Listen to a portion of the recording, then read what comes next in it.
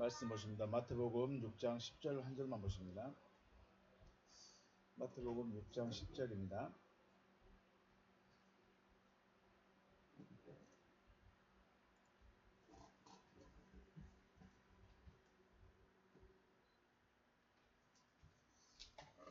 읽겠습니다.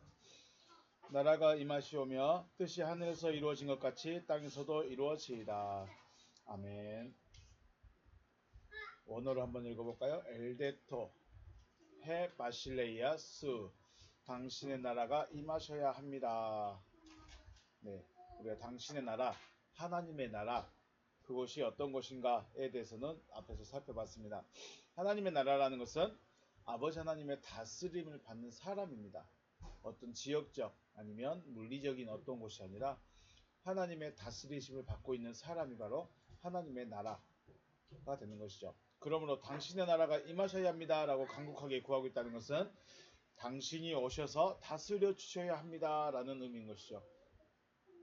당신이 오셔서 다스려 주셔야 합니다. 그러면 하나님이 오셔야 된다는 것이고요. 그래서 하나님의 나라는 하나님께서 오셔서 다스리는 사람, 하나님께서 안에 오셔서 다스리는 그 사람이 바로 하나님의 나라가 되는 거죠. 오늘은 엘데토 오시옵소서에 대해서 생각해 볼 건데 어떻게 오실 것인가 이라는 것입니다. 하나님이 우리에게 오셔야 우리를 다스리고 우리 마음을 통치하실 텐데 어떻게 우리에게 임하실 것인가 라는 것이죠. 하나님께서 오신다면 우리에게 오신다면 사람의 모양으로 오실 것인가 아니면 천사로 오실 것인가 그래서 내 옆에 계실 것인가 내 안에 계실 것인가 이런 생각을 해봐야 되는 거죠. 하나님은 우리 눈에 보이시도록 또 손에 잡히시도록 오시지 않는다는 거죠. 하나님은 어디에 계신다? 하나님은 어떻게 오십니까? 내 안에 오십니다. 아버지 하나님은 그리스도 안에 계시죠. 아버지는 그리스도 안에 계신다. 그러므로 그리스도께서 내 안에 오심으로 아버지 하나님과 그리스도 그리고 내가 하나 되어졌을 때 아버지 하나님께서 내 안에 계신다라고 말을 하는 것이죠. 그냥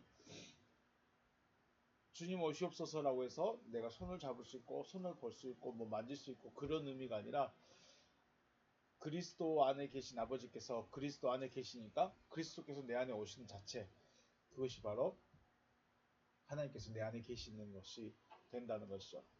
그러므로 우리가 생각해야 될 것은 아버지께서 오시느냐 아니면 그리스도께서 오시느냐 이제 이걸 생각하는 겁니다. 아버지께서 다스리시지만 실질적으로 우리가 주님이라고 부르고 왜 우리가 그분이 구주가 되고 나의 생명이 되시냐 그분이 직접 내 안에 아버지라는 분이 아버지 하나님이 내 안에 오신다고 말하는 것이 아니라 주님이 내 안에 오시기 때문에 그 주님이 내 생명이 되는 것이고 내 주님이 되는 것이죠. 그런데 더 자세히 보면 그 주님 안에 아버지께서 계신다라고 말씀하고 있다는 거죠. 그래서 우리는 아버지께서 다스리시지만 실질적으로는 그리스도께서 내 안에 주님이 내 안에 오시는 것이죠. 이제 어떻게 오시는가? 주님은 자신을 빛이라고 했습니다. 나는 빛이다. 요한복음 8장 12절에 예수께서 또 말씀하여 이르시되 나는 세상의 빛이니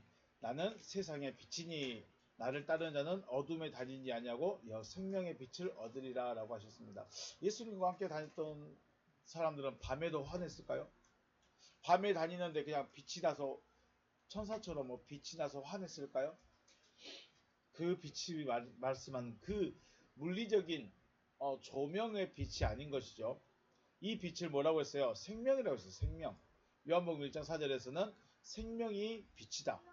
결국은 우리가 생각하는 그 빛은 이 밝은 것, 조명의 빛이 아니라 생명을 빛이라고 말하는 거예요. 생명을 가지고 있다는 것. 그러니까 예수님과 다니면 넘어지지 않고 깜깜한 데 다녀도 괜찮은 거 그런 의미가 아니고 예수와 같이 있으면 예수와 함께 있으면 생명을 얻는 것에 대해서 말씀하고 있습니다.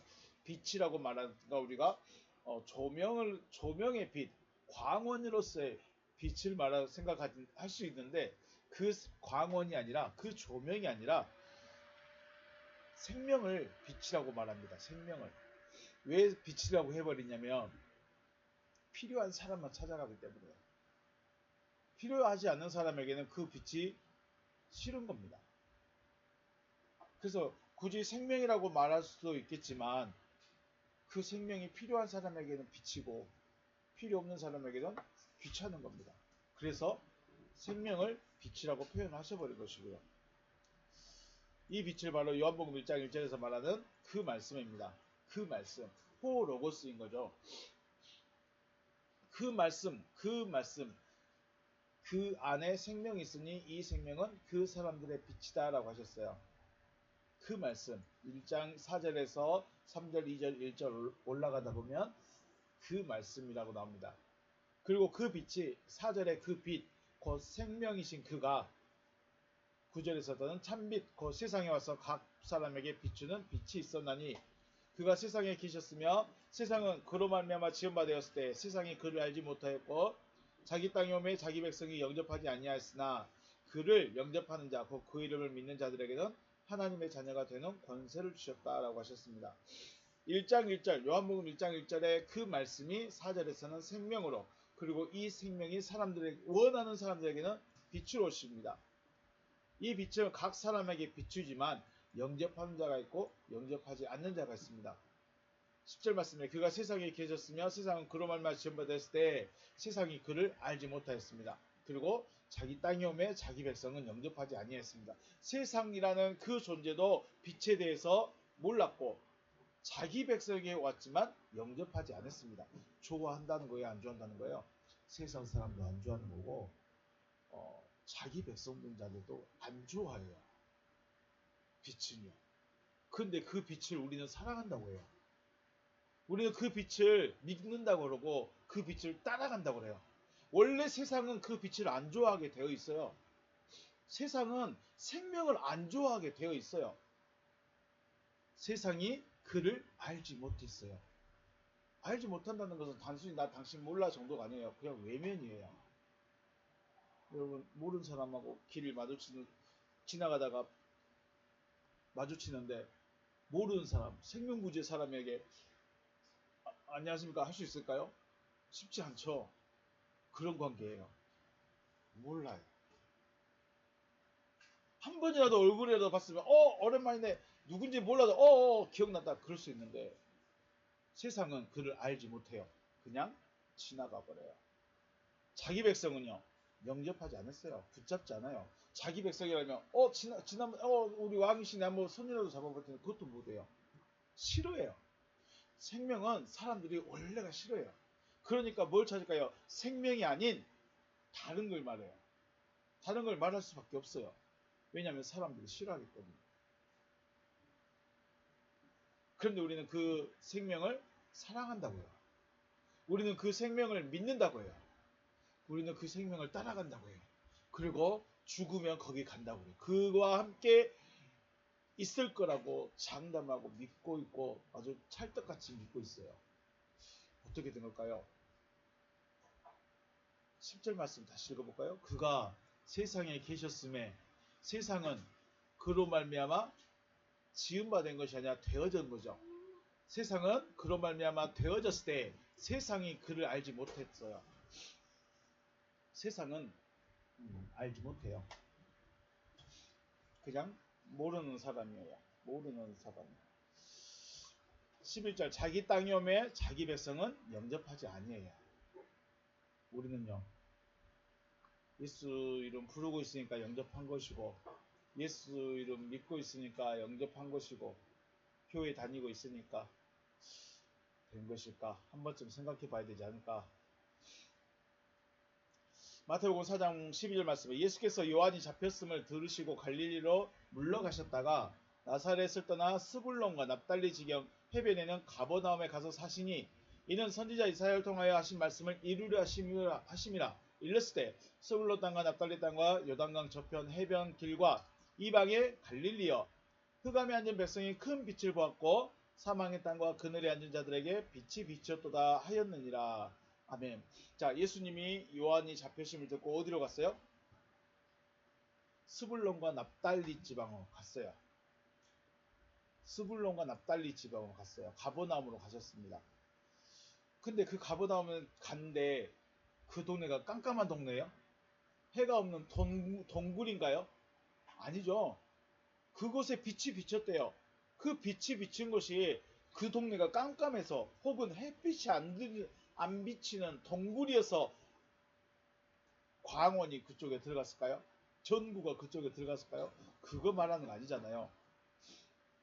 예수께서 갈릴리 지역에서 사시게 됐는데 이제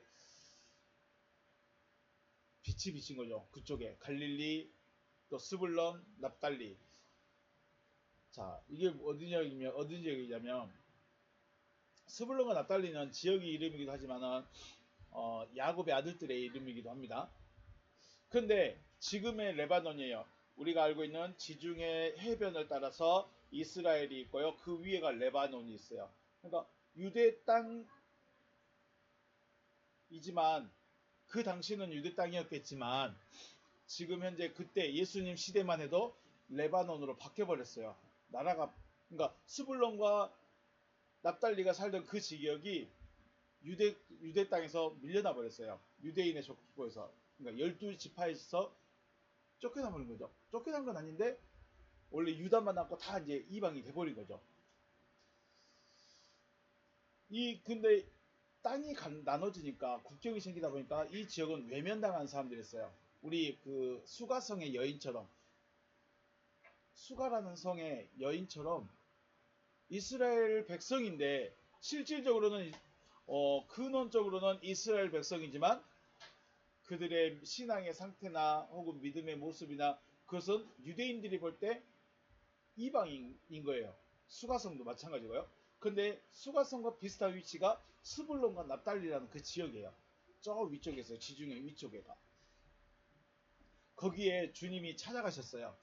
그 말은 무슨 말일까요? 외면당했던 이스라엘 지파에서 외면당했던 그 땅을 그 사람들을 찾아가시는 것이다 라고 생각할 수 있습니다. 그래서 다시 회복시킬 것을 말씀하신 것이죠. 스불론과 납달리 땅 마태복음에 스불론과 납달리 땅과 요단강 저편 해변길과 이방의 갈릴리여 흑암에 앉은 백성이 큰 빛을 보았고 사망의 땅과 그늘에 앉은 자들에게 빛이 비쳤도다. 외면당하던 그 지역에요. 그곳에 빛이 비쳤다. 예수님이 호롱불로 가지고 가신 것도 아니고 예수님이 몸에서 빛이 나서 빛이 비쳤다는 것도 아니고 예수님이 가셔서 뭐 하셨을까요? 말씀을 전하셨겠죠. 말씀을. 마태복음 11장 20절 말씀 보면 예수께서 권능을 가장 많이 행하신 고울들이 회개하지 아니하므로 그때 책망하실 때 화하였을진저 고라시나 화하였을진저 벳세다야 너희에게 행한 모든 권능을 두로와 시돈에서 행하였다면 이 두로와 시돈이 그쪽 지역이에요. 스불론과 납달리 그거 있는 지역이에요. 그래서 두로와 시돈에 행하였다면 그들이 벌써 베옷을 입고 재에 앉아 회개하였으리라. 내가 너희에게 이르노니 심판날에 두로와 시돈이 너희보다 견디기 쉬우리라. 가버나움은 예수님이 집이 있는 그 동네죠. 가버나움아 네가 하늘까지 높아지겠느냐? 음부까지 낮아지리라. 내게 행한 모든 권능을 소돔에서 행하였다면 그 성이 오늘까지 있었으리라. 내가 너희에게 이르노니 심판날에 소돔 땅이 너보다 견디기 쉬우리라 하시니라. 아멘. 자, 고라신과 벳세다 그리고 가버나움은 예수님께서 주로 활동하시던 지역, 살고 계시던 지역이었어요. 그러면 살고 계시니까 그쪽에서 뭐가 있었을까요?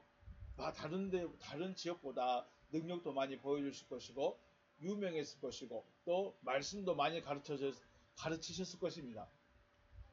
즉 고라신과 벳세다, 가버나움에는 뭐가 항상 있었어요? 그들에게는 빛이 있었어요. 항상 빛이 있었어요. 그런데 문제가 뭐예요? 빛을 붙잡는 자들이 없었다는 거예요. 두로와 시돈 지역, 네, 스불론과 납달리 지역입니다. 그쪽 그 지역이에요. 다. 차라리 외면당한 사람들에게 갔더라면 그들은 회개하였을 텐데 너희는 빛이 항상 있는데도 회개하지 않는다고 책망하신 거죠. 빛을 예수라는 육신의 존재로만 생각할 것이 아니라 육신의 예수로부터 나오는 그 말씀이 곧 빛인 것이죠. 우리가 빛을 그냥 예수만 빛이다, 예수가 빛이다 라고 해버리면 그럼 우리는 지금 암흑에 사는 거죠. 왜냐하면 예수가 없기 때문에. 그러면 예수를 믿고 내 마음에 있는데요. 내 마음에 있는 사람은 그렇게 살 수가 없다니까요. 예수께서 내 안에 계시면 내가 내 생각대로 살 수가 없는데, 우린 다 내 생각대로 살잖아요. 내 계획대로 살고. 아무리 예수의 말씀을 들어도 들을 수 없는 자들이 있습니다. 빛이 비쳤는데도 그 빛을 보지 못하는 자들이 있다는 거죠.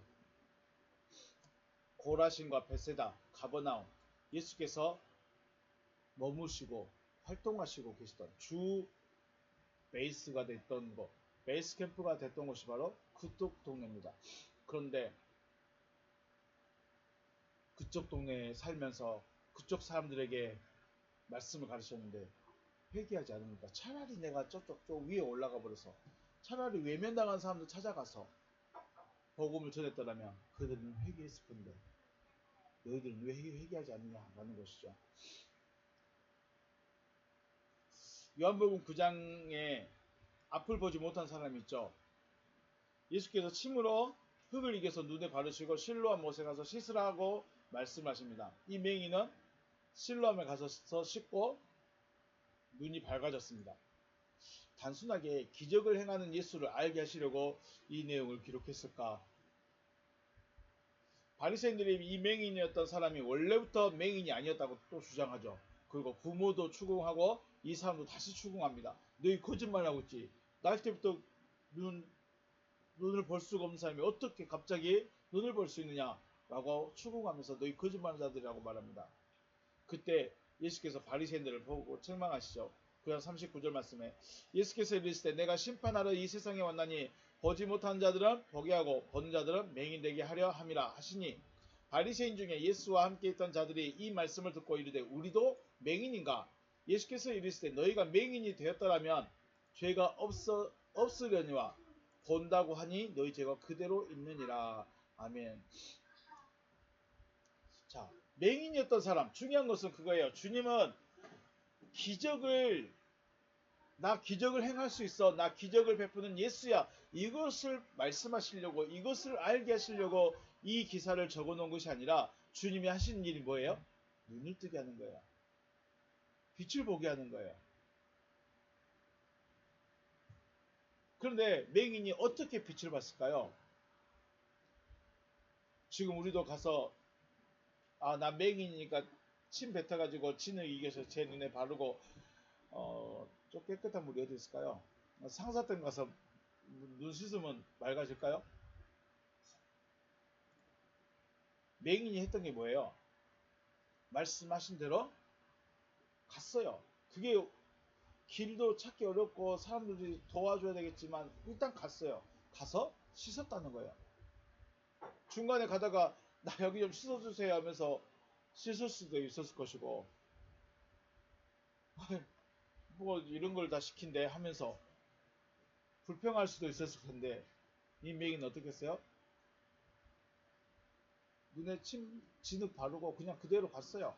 그리고 실로암까지 갔고 거기서 씻었어요. 그랬더니 빛을 보게 된 거죠. 중요한 건 뭐예요? 말씀하신 대로를 받아들이라는 거예요. 말씀을 그대로 받아들이라는 거예요. 그런데 우리는 내가 생각하고 내가 고민하고 내가 뭔가 좀 해보려고 하는 게 많다는 거죠. 하지만 바리새인들은 예수도 인정하지 않고 그 말도 인정하지 않았습니다.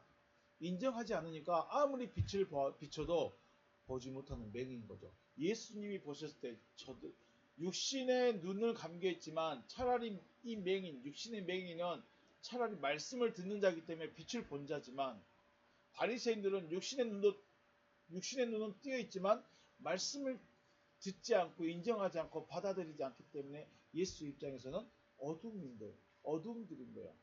빛을 보지 못한 자들, 맹인인 거죠. 예수께서 나는 세상의 빛이다 라고 하셨지만 실질적으로 눈을 밝게 하는 것은 그 입으로부터 나눈 말씀이었죠. 맹인이 눈을 뜨게 된 것은 내가 빛이니까 너 눈 띄워줄 거야가 아니라 맹인이 누구의 말대로 했어요? 예수의 말대로 그냥 했어요. 말씀을 받아들인 거죠.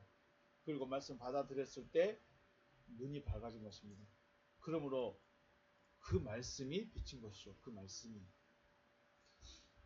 우리가 하나님의 나라가 오셔야 합니다라고 간곡히 구하고 있는 것은 주님이 내 안에 오셔야 된다는 거예요. 단순하게 아버지께서 다스리는 나라가 다스리는 사람이 되게 해주세요 라고 기도한 정도가 아니라 말씀이 들어갈 수 있게 해주세요. 말씀이 들어가는 자들, 말씀을 받아들이는 자들이 되게 해주세요 라고 주님이 우리를 위해서 지금 기도하고 있는 것이죠. 차라리 주님이 태양빛같이 빛나는 분이었다면 모든 사람들이 볼 수 있었겠지만 그 말씀이 빛이기 때문에 문제가 있어요. 받아들이는 자도 있고 받아들이지 않는 자가 있다는 거예요. 차라리 손에 못자국을 보여주면서 내가 예수다라고 해버리면 전 세계 사람들이 다 따라올 수 있겠지만 지금 주님은 그렇게 안 한다고 했죠. 말씀이 선포되는 거예요. 그 말씀이 선포되는 거예요. 그러니까 그 말씀이 선포되는데 내가 지금까지 알고 있던 신학은, 내가 지금까지 알고 있던 성경은, 내가 지금까지 알고 있던 믿음은 이게 아닌 것 같다. 네가 좀 이상한 것 같다. 너무 많이 가버린 것 같다라고 할 수도 있다는 거죠.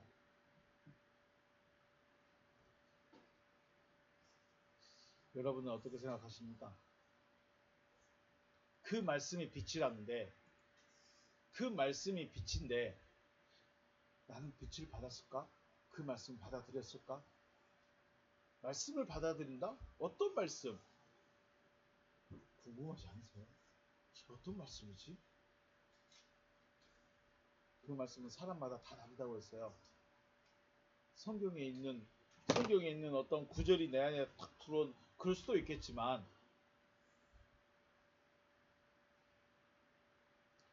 그래서 들을 수 있는 귀가 있다는 것 그리고 깨달을 수 있는 마음이 있다는 것 이것이 은혜입니다.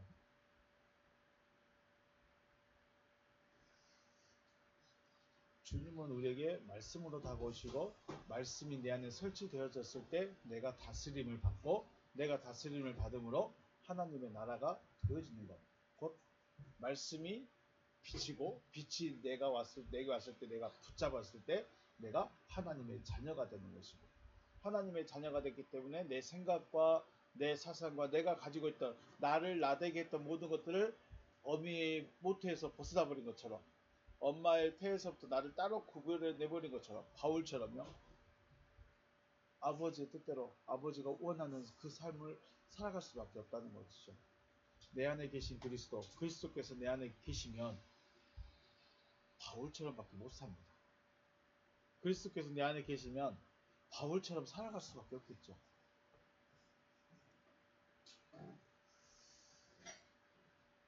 소경이 눈을 떴습니다. 쉬운 일인가요?